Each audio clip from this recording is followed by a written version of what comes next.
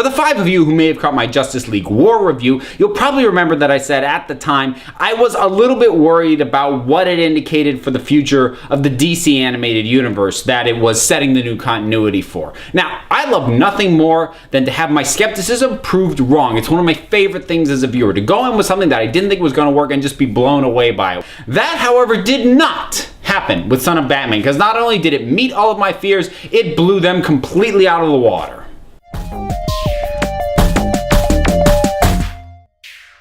Things get off on the wrong foot pretty much right off the bat with a very transparent attempt at maturity, where maturity here means a surprising amount of gratuitous blood and violence and Talia al Ghul's magically lifted cleavage. Seriously, guys, when you get voice actors with an inherent sensuality to a voice like Morena Baccarin, you do not need to make the character look like this. Actually, in a lot of ways, the opening scene is pretty much a microcosm for everything that is wrong with this film. Sure, the action scenes are cool, but they can't decide how stylized or realistic they want to be. Case in point, faceless characters are gunned down in spectacular fashion left and right, while important characters are deflecting a veritable wall of bullets with a sword. Plus, it's apparently possible to take down helicopters with the Gatling gun that fires arrows.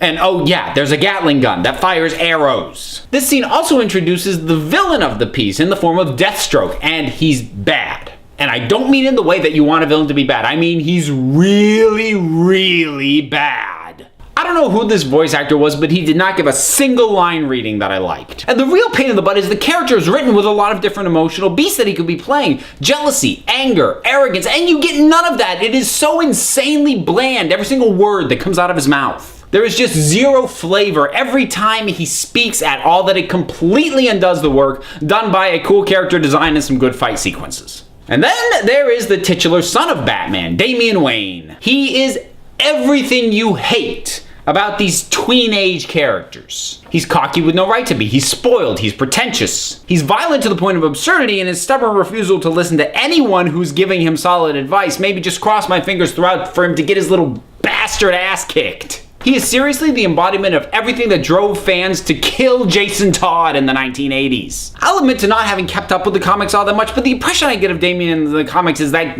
readers hated him off the bat, but they grew to like him over time. Well, you know, we've only got 75 minutes, which means we've got no time to grow with this character and ever like him. I hated him. I want to find some positive stuff to say about this. I mean, it looks good enough, but the ball gets dropped on so many fundamental levels that how good it looks doesn't even matter.